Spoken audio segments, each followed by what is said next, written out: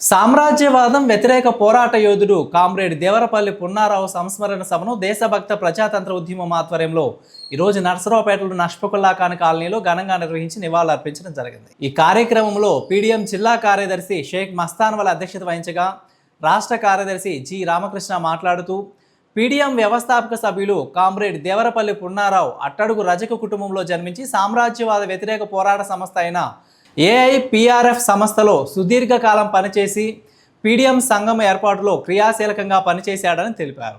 దేశవ్యాప్తంగా నేడున్న సమాజం పరిస్థితి, దేశంలోని పాలకులు దేశ ప్రజలపై ముప్పేట దాడి చేస్తున్న అంటే నిత్యావసరాల ధరలు కావచ్చు, పోరాడుతున్న ప్రజలపై అణిచివేతలు కావచ్చు, కార్మిక చట్టాలను రద్దు చేయడం కావచ్చు, రైతులకు సంబంధించిన నల్ల చట్టాలను తీసుకురావడం కావచ్చు, పెద్ద ఎత్తున దేశ ప్రజలపై ముప్పేట దాడి చేస్తున్న ఈ పాలక వర్గాల పరిస్థితి ఉన్న నేటి పరిస్థితుల్లో కామ్రేడ్ పున్నారావు అన్న లేకపోవడం అనేది మా అందరికీ చాలా విచారకరమైన విషయం.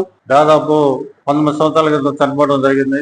ఆయన మృతికి దేశభక్తి ప్రజాతంత్ర ఉద్యమంతో పాటు మరి 2000లో అనేక సమస్యల మీద పోరాటాలు చేసి పోరాటాల నాయకత్వం వహించిన పున్నారావులకు పల్నాడు జిల్లాలో ఉన్న అన్ని ప్రజా సంఘాలతో పాటు దేశభక్త ప్రజాతంత్ర ఉద్యమం కూడా దోహలు తెలియజేస్తూ పున్నారావు దగ్గర ఒక పట్టుదల ఉంది.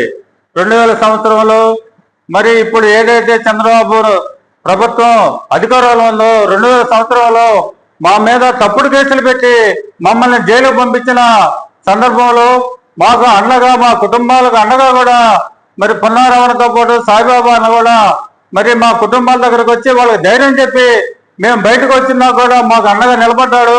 కామ్రేడ్ పున్నారావు అమరత్వం చెంది 19 ఏళ్ళు నేటికి. ఆయన ఒక శాశ్వతమైన ఉద్యమకారుడు. తను జీవించింది 35 ఏళ్ళే, అందులో ఉద్యమాల్లో పనిచేసింది 10 ఏళ్ళే. ఆయన ఆర్టీసీ ఉద్యోగాన్ని, అంతకుముందు పోస్టల్ ఉద్యోగాన్ని ఇవన్నీ కూడా వదులుకొని ఈ సమాజంలో ఉన్నటువంటి నిచ్చెనపెట్ల కుల వ్యవస్థ, దోపిడీ ఈ కూల్చివేయాలని చెప్పేసి ఉద్దేశంతో ఈ సంఘాల్లోకి వచ్చేసి ఫస్ట్ ఏఐపిఆర్ఎఫ్లో పనిచేశాడు. తర్వాత పీడీఎం నిర్మాణంలో కూడా ముఖ్యంగా కీలక భూమిక పోషించిన వాడు కామ్రేడ్ పున్నారావు.